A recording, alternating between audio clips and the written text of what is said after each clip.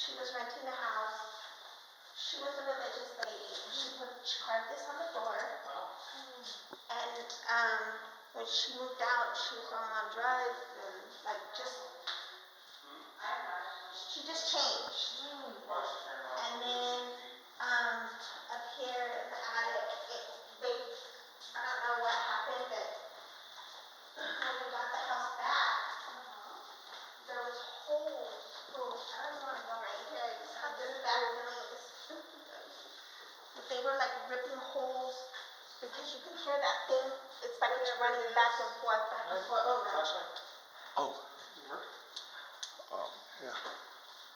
So you hear something moving back and forth Yeah, here? it's back and forth, and they were like chipping to try to get in there to see what was going on up there. My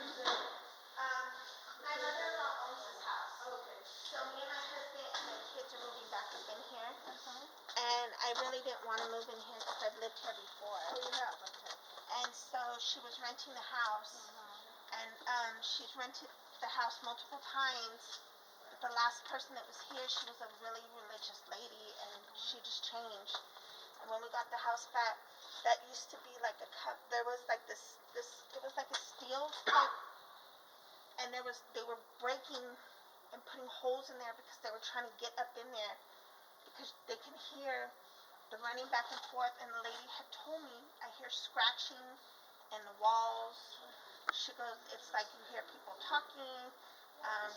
One time she called, and she was like, it sounded like somebody was breaking in, because you just hear the noise. So, I mean, I don't know, and I really didn't want to come back here, but my husband was like, no, we're going to move in here.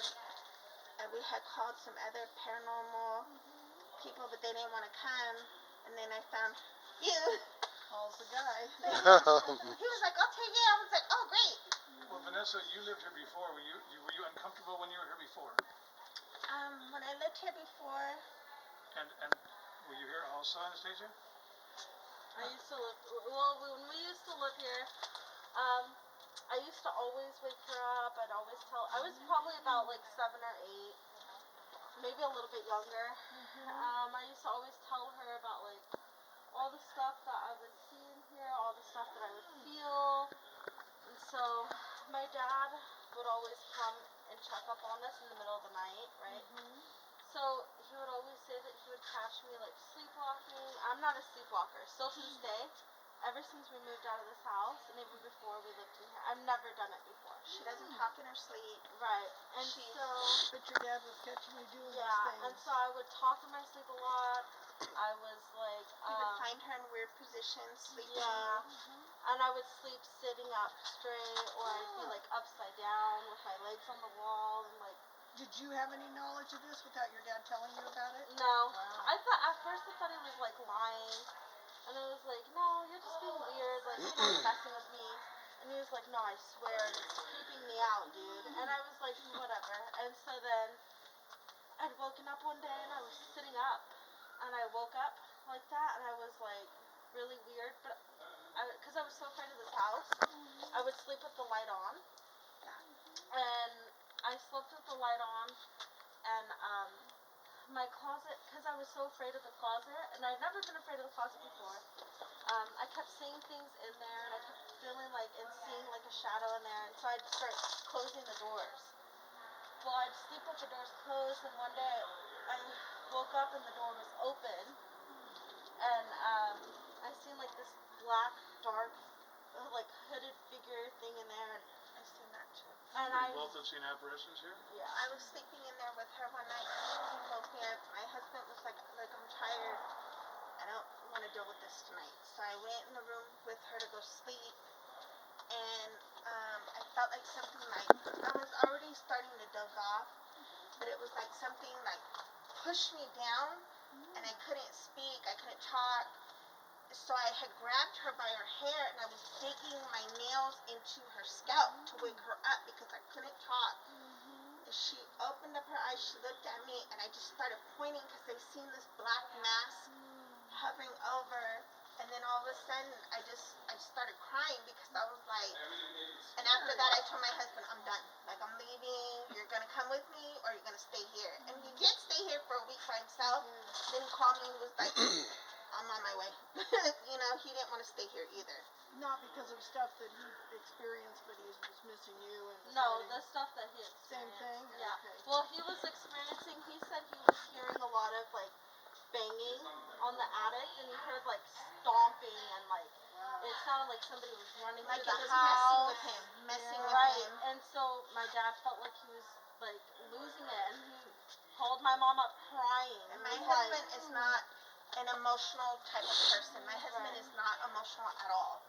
And he was like, I tried, because he didn't want to leave, because, you know, his mom doesn't really charge us much rent. Right, right. Sure. So he tried to write it out, and he was like, I can't, come pick me up, I don't care what we're paying, just, he was done. And then this time around, we had lost our son, and so my mother-in-law was like, I want you guys to come back to the house, we'll remodel it. And I really did not want to come back to this house. I really did not want to come back here. But my husband was like, it's close to, because my husband works in Tahoe. Okay. And he was like, it's closer to Tahoe for me to come. And we need to make this work. He goes, I don't care. We'll get some paranormal team. We'll do whatever we got to do just to get this out. And that's why you guys are here. Because I really don't want to be in this house. Very Like, I just, frightening. every time I come here, it's like, even when I was walking over there, it's just like I got this bad feeling, like, that's why I came running out, because I'm just, It's and I terrible. have my 11-year-old son, and I don't want him to experience what she did. And I just lost my son, so I'm sorry to hear that. I am too. I don't want him to go through. You've done enough emotion, haven't you? Yeah. Yeah. I don't blame you. That's really hard. I'm sorry, I don't mean to get emotional. No. I think about it, it's just like, How do you feel? I don't like this house. Pretty much Well, the same. I mean, Something to be like done, right? when I was younger, when I was little, I don't know, I felt like I had no voice, because like every time I was like, you know, hey, I'm seeing this, I'm feeling this is She happening used to to tell me. me it was a little boy with overalls, like jean or some kind of overalls with a But then- striped shirt. Right, but then Pretty specific. after that, it like changed. So it was like, it went from that kind of a figure to like this really creepy lady, and then it went from like this really creepy lady to like a hooded thing, and so it was like constantly changing. Huh. And so like, I remember, like it was always freaking me out, and it was always really freaky. I was scared, and so, I mean, after that happened, I was really happy that my mom had that experience, because then I was like, You were just well, See? like, Yeah. you know, like But like. I always did believe her. I've had experience like this when I was a child, so I know that this is real. And I know that this is something that you don't mess around with. And we already got an EVP. Oh, you did? So yeah, And you we. know, Paul, she mentioned something about having pressure on her. Oh yeah, Don't we hear that quite a right. bit? The Old Hag Syndrome, which is you're partially paralyzed. Held down Yeah, on so the bed, sleep held down on the couch, paralysis. held down on a surface, yeah. But here's the EVP that we got, and I'm trying to keep them off camera, and she Okay. requested that. All right. And so I'm not going to call her by her real name. Oh, I'll good. just call her Miss B. Okay. Miss B. Got Okay. it. Okay. Is there anyone here? Right there, go away. Yeah. Goodness. And then Wish was able to point out where the entity was, and it was in the backyard. She wanted to go into the backyard, and there's an impression on the ground Yeah. where there's no grass growing, Okay. and boom, that's where we got the EVP. Well. So there's definitely something here.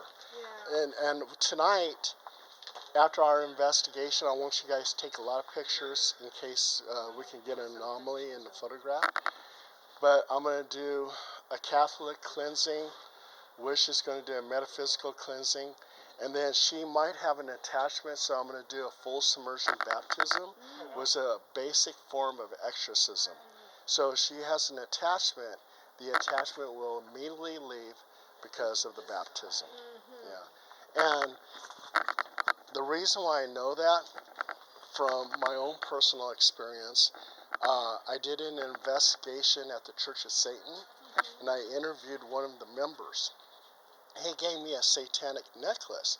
Okay, back in the 70s, I was young, dumb. Yeah, right. I wore the necklace, and all kinds of terrible things happened to me. So, I'm a Catholic, but I went to a Baptist church, and they told me to go ahead and get rid of the necklace, to throw it into running water. So I threw it into the Sacramento River, said a little prayer, went back to the Baptist church. They gave me a full submersion baptism. Boom, the attachment was gone. So I never messed with that type of stuff again. But I wrote a cool article for my college. You did. Yeah, and it was even printed in the Sacramento Bee. Really? Yeah, so. Nice. But terrible, terrible things happened to me. You know, car crash, where I almost got killed, financial problems, domestic problems. It was just horrible, Everything. horrible. Yeah. So, yeah, it's no joke. So how long